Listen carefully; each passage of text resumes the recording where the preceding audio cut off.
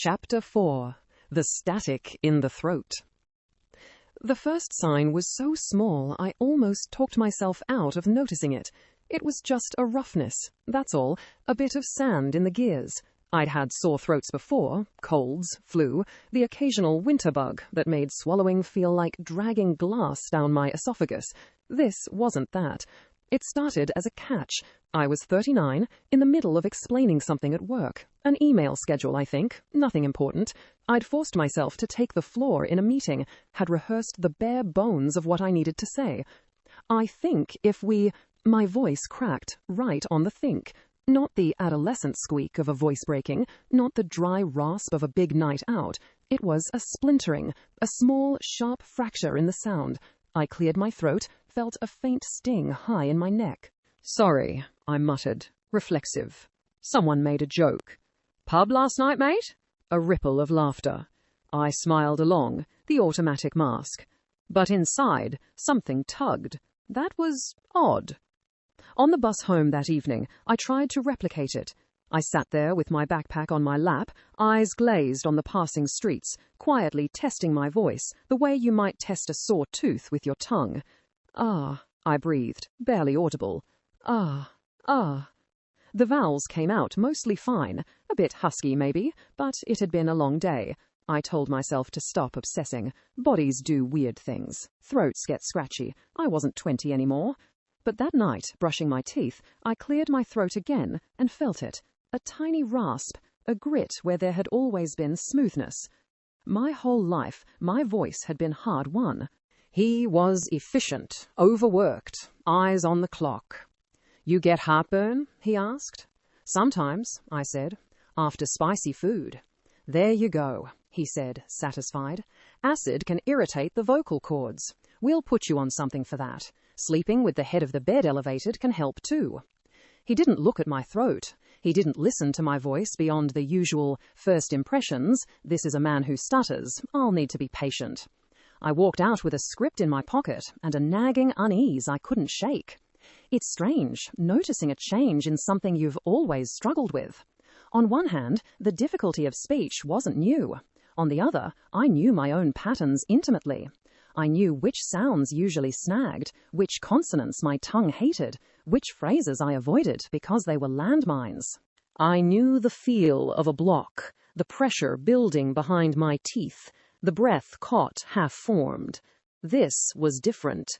This lived lower, deeper, not in the mechanics of movement, but in the texture of the sound once it did get out. It felt like someone had lined my throat with fine sandpaper. Words scraped on the way through. They left traces. I started to cough more. Dry, irritating little coughs that didn't seem to clear anything. In the shower, with the water beating down, I'd try to hack it away. Sometimes a clump of phlegm would come up, stringy and unpleasant. I'd spit it into the drain, watch it swirl away, telling myself, "See, it's just mucus, just a bug, nothing sinister." But the static grew. At first, it only showed up late in the day, when my voice had done more work. By evening, trying to order at the takeaway, I'd hear it. "A chicken curry, please." The woman behind the counter would tilt her head. "Sorry?" I'd repeat myself, pushing a bit harder from the chest, and feel that weird bruised sensation along my vocal cords, as if I'd been shouting at a concert. Only I hadn't. I hadn't raised my voice at all. If anything, I used it less than most people. Having to fight for every word had made me economical. I didn't babble. I didn't call out across rooms. I chose my battles, my sentences, my syllables. So why did it feel like my voice had been out all night without me? I cut back on coffee, then alcohol. I drank more water. I sucked on lozenges until my tongue went numb. I stopped clearing my throat so often, convinced by late-night internet trawling that I was probably just irritating it more. "Don't worry," well-meaning friends said when I mentioned it casually, trying to sound like I wasn't really worried. "My voice does that every winter." "You're just getting old," someone joked. Maybe I was. But there was a weight under it, a heaviness that didn't feel seasonal or age-appropriate. It felt like something curling its fingers around a part of me I was not prepared to surrender. My voice was never easy. It had never been generous, but it was mine. I had fought for it in therapy rooms and classrooms and hospital corridors. I had earned every small patch of ground where people finally waited long enough to hear me. Now, suddenly, even on the days when the stutter stepped aside, the sound limped. A friend pulled me up on it one afternoon. We were at a cafe, the clatter of cups and low murmur of conversations all around us. I ordered a flat white, my voice barely cutting through the noise. When we sat down, he said, "You sick or something? You sound crook, mate." I tried to laugh it off. Just a sore throat," I said. He nodded, unconcerned, already moving on to the next topic. But the word crook hung there, sour. On the phone, it was worse. Phones were never fun. The lack of visual cues meant people tended to jump in faster. To assume silence meant disconnection rather than effort. I'd avoided them when I could, favouring texts, emails, anything that allowed written words to do the work my mouth struggled with. Now, when I did pick up, I heard it immediately, the crackle. "Hello," I'd say, and the sound would break halfway through. Sometimes the person on the other end would say, "You're breaking up," as if it were the line, the connection, the technology. But I knew it wasn't the phone. It was me. There's a particular dread that comes when something familiar, but flawed, starts to change for the worse. If you've lived your whole life with difficulty, you adapt. You build your workarounds. You learn your limits. It's not easy, but it's known. When that known terrain starts shifting under your feet, it's terrifying. I went back to the GP when the medication for reflux did nothing. This time he peered into my mouth with a tongue depressor, shining a light. "Say ah for me." I did. The sound scratched its way out. He frowned. "Bit of redness," he said. "Probably just chronic irritation. Do you smoke?" "No," I said. "Never?" "Never." "Drink much?" "Not really." He shrugged. "See how you go," he said. "If it's still there in a few weeks, we could get you in to see an ENT. Ear, nose, and throat, the triumvirate." Weeks. It had already been months. I walked home feeling like I was made of damp wool. Heavy. Vaguely molded to someone else's shape. At home, I stood in front of the bathroom mirror and watched myself speak. It was an old ritual, one I thought I'd left behind with childhood speech therapy. I watched my mouth form sounds, my throat move. Ah, o, k, g. From the outside, everything looked normal. No swelling I could see, no deformity. Just a nearly 40-year-old man, his face more lined than the boy who'd stared into therapy room mirrors, making the same shapes like some old incantation. Inside, though, I felt it, a tightness, a spot, a foreignness, right on the chords, if my late-night anatomy research was right, pretty much where the entire universe of spoken language has to pass. Maybe it's a nodule, I thought. I'd read about those. Singers get them, teachers, people who overuse their voices. A little growth you can burn off or treat with rest and therapy. The idea almost comforted me. A small, fixable problem, a glitch, a target the doctors could see and cauterize. The word cancer hovered at the edge of my mind, but I shoved it away. That's for other people. People who smoke, people who drink themselves hoarse, people who spend decades shouting over machinery. Not for someone whose voice barely gets used at full volume. And yet, the static got louder. Some mornings, I'd wake up and my first attempt at a word, good, would come out so distorted I'd wince. G, g. It was like dragging a broken blade across a stone. If I tried to raise my voice at all, to call out from one room to another, to get someone's attention in the street, it gave way entirely, collapsing into a hoarse whisper. I'd start, and nothing would follow. Air, strained and thin. It was humiliating, even in stupid, low-stakes moments.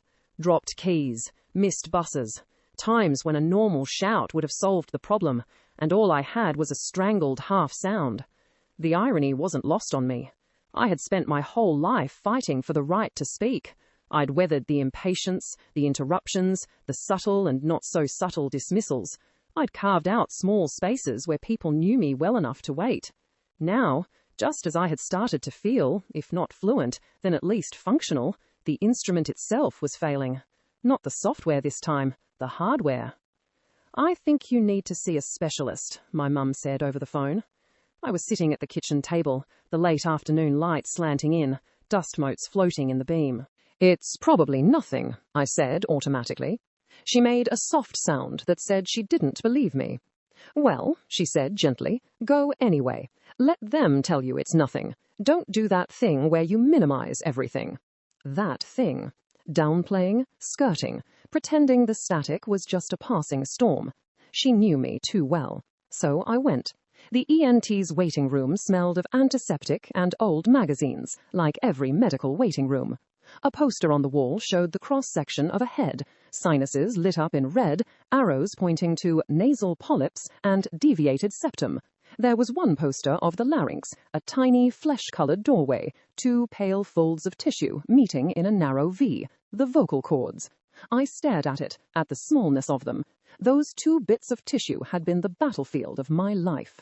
Every argument, every apology, every joke I'd managed to force into the air had to pass through that narrow gap.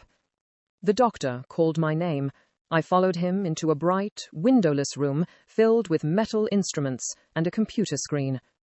"What seems to be the trouble?" he asked, in the sing-song, oddly cheerful cadence of someone who deals with illness all day. Voice, I said. "It's changing. Has been for a while." He listened as I haltingly described the roughness, the fatigue, the crack. "How long exactly is a while?" he asked. I swallowed. "Months," I said. "Maybe 6, more." His expression shifted, just a fraction. "Okay," he said, "let's have a look." He sprayed something bitter and cold into my nose to numb it, then threaded a thin, flexible tube with a camera on the end down my nasal passage. "Just breathe," he said. "You'll feel some pressure." The sensation was strange, but not painful. I gagged once when it reached the back of my throat, tears springing to my eyes reflexively. On the screen beside us, my insides came into view. Pink, shiny, alien. And then there they were, my chords. He had me say E in a long-held note. I watched, half horrified, half fascinated, as the little folds vibrated. They should have met cleanly, like two fingers tapping together. They didn't. On one side, midway along the edge, there was a small, irregular patch, whiter than the tissue around it, raised, angry-looking, even to my untrained eye. The doctor went quiet. He moved the camera slightly, getting a better angle. Zoomed, watched. Something cold bloomed in my gut. "There's a lesion here," he said finally. "On the right chord. Lesion. A word that tried very hard to be neutral." "What kind?" I asked. For once, the stutter didn't even bother to show up properly. The question punched its way out. "I can't tell you that just by looking," he said carefully. "Could be benign, could be something else. We'll need to do a biopsy." Something else. The room shrank around those two words. I drove home in a kind of tunnel. Traffic moved around me. Indicators flashed, brake lights flared. I saw none of it properly. At a red light, I caught my reflection in the rearview mirror. Mouth, jaw, throat. Nothing looked different. From the outside, I was the same man. The stutter, the prematurely lined face, the tired eyes. But now I knew. Inside, something had set up camp on my cords, something that did not belong there. Over the next few days, my awareness of my voice shifted from anxious to forensic. Every call, every sentence, every attempt at a phrase became data. I did A/B tests with myself, morning versus evening, rested versus tired. I listened for patterns. The static was always there now, some days louder than others, but never dawn. Sometimes a note of it would surprise me so much mid-sentence that I'd lose my thread. A rasp would jump up where I expected smoothness, and my brain would stutter in response, thrown by this extra hitch. I began to feel as if my voice was two separate things laid over each other. The old struggle for flow, the blocks, the repetitions, the familiar breaks. And underneath that, or maybe on top of it, this new distortion, a fuzz on the line, a corruption of signal. During one late-night rabbit hole on the internet, I listened to recordings of people with vocal cord polyps, nodules, paralysis. I scrolled past the word I was trying not to look at. Cancer. Strangers' voices crackled through my speakers. Hoarseness, breathiness, strain. Some sounded a bit like me. I closed the laptop and sat in the dark kitchen, the hum of the fridge loud in the silence. What do you do when the one thing you've been fighting to hold on to your whole life starts slipping? When the insurance policy you thought you had, at least I still have a voice, however imperfect, starts to look less like a guarantee and more like a temporary lease? I found myself bargaining with the air. Okay, fine. Take some smoothness. Take the lower notes. Make me raspier. Make it ugly. Just don't take it away. Don't take the option to try. Don't turn me into someone whose mouth opens and nothing comes out. I didn't say that out loud. Who would I say it to? Instead, it ran on a loop in my head as I lay awake, staring at the ceiling. The biopsy was scheduled. Day surgery. In and out. Routine. They put me under, slid instruments through my mouth, took a tiny piece of that rogue tissue to send away to a lab where strangers would slice it thinner than a hair and look at it under a microscope. I woke up groggy, throat burning. A nurse with kind eyes told me not to speak for the rest of the day if I could help it. If I could help it, I thought, almost laughing. My voice and I had never been on casual enough terms to afford to lose days, but I nodded, obedient. At home, the enforced silence felt strange. I was used to being quiet. People had been calling me quiet my whole life. But this was different. This was prescribed. Explicit. Don't speak. It should have been easy. The world barely noticed half the time when I spoke anyway. What was one more day of shutting up?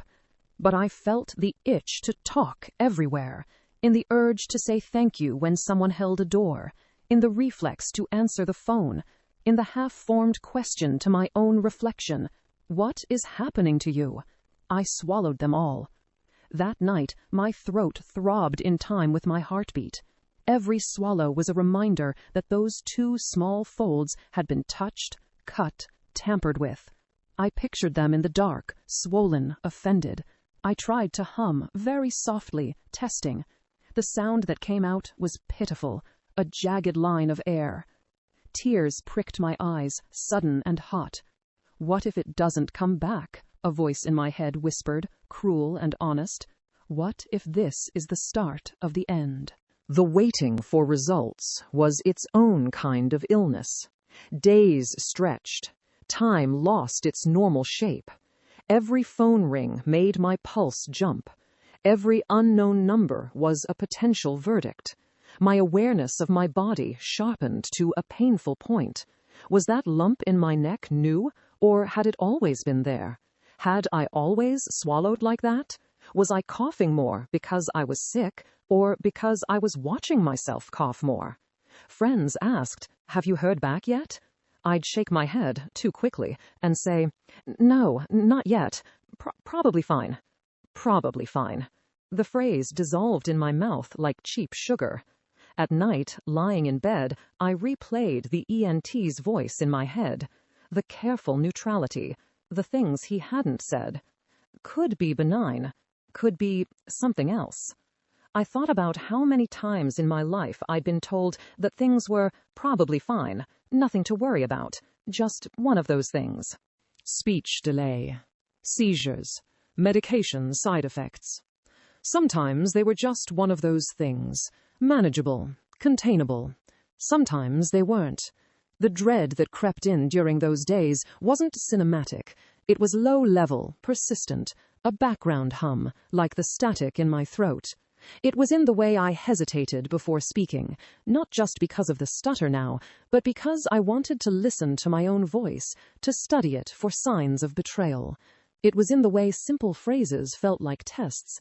Morning, crackle, thank you, rasp, love you, static. I caught my reflection in windows more often, watching my jawline, my neck, tracing with my eyes the path of the sound. Inside, a part of me had already guessed. You don't want to think it. You don't want to say it. You cling to nodules, to reflux, to benign. But some animal part of your brain, tuned by years of living in a treacherous body, knows when something is off in a deeper way, knows when a storm is not just weather, but climate. One afternoon, waiting in yet another medical office, I sat across from an older man with a surgical scar running in a clean, straight line across the base of his throat. He wore a small plastic device in his hand, which he lifted to his neck to speak. His voice came out mechanical, buzzing, vibrating through the skin instead of the cords. He caught me looking. I looked away, embarrassed. "It's all right," he said, his electronic voice oddly gentle. "Everyone stares the first time." I opened my mouth to say something. "I'm sorry, I wasn't. And stopped. What was I going to confess? That I was terrified of becoming some version of him? That I was trying not to see him as a possible future? He smiled, a little wryly. "Voice box," he said, tapping his throat. "Gone. 10 years now." I swallowed. Cancer?" I asked quietly. He nodded. "Did you know? Before?" The question slipped out before I could stop it. I needed, suddenly, desperately, to know how far behind him I was on that road. He considered. "Not really," he said. "Thought it was just, smoking, age. Took a while to get someone to look properly." He paused, studying my face, my halting words, the way I cupped my throat without meaning to. "You waiting on results?" he asked. "Yeah," I said. The word came out thin. He held my gaze for a second longer than was comfortable, then shrugged gently. "Whatever it is," he said, "you'll handle it. We always think we can't, until we don't have a choice." I didn't answer. Inside, the dread twisted with something else, something like stubbornness. I had spent my whole life handling, adjusting, working around, surviving the medical rooms, the fluorescent lights, the pitying looks. I had built an identity around being the one who kept going, who turned every new limitation into just another parameter to live within. But there was a line, I realized, pressed up against the inside of my throat like an unspoken word, and I was starting to fear that this time the thing on the other side of it wasn't just another adjustment. It was an ending. The static in my voice grew louder in those weeks, but in a strange way, so did my awareness of it as mine. Every crack, every rasp, every hoarse attempt at a sentence felt suddenly precious, fragile. I listened to myself talk, the way you listen to a favorite record you know is warped, but still playable, savoring each track before the needle gives out completely. I found myself talking slightly more in low-stakes moments, in the car alone, in the shower, to the kettle while it boiled, just to hear it, just to use it while I still could. The dread was there, coiled, but so was a fierce, quiet gratitude. For all its faults, all its delays, all the times it had betrayed me in front of others, my voice had carried me through 4 decades. It had argued with doctors, however clumsily. It had told jokes that landed late, but still landed with the right people. It had said, "I love you," to the small handful of people who'd earned it, even if the words came out nicked and breathless. It had introduced me, over and over, haltingly, to a world that often wished I came with subtitles. Now, a small patch of rogue tissue, no bigger than a fingernail, probably, was sitting right on the path of every future word, growing, waiting. I didn't know its name yet, but I could feel it. Every time I opened my mouth, there it was, a ghost in the sound, a grit in the line, the beginning of the end of something I had never really been allowed to take for granted. My voice had always felt like borrowed equipment. Now, for the first time, I understood just how close it was to being taken back.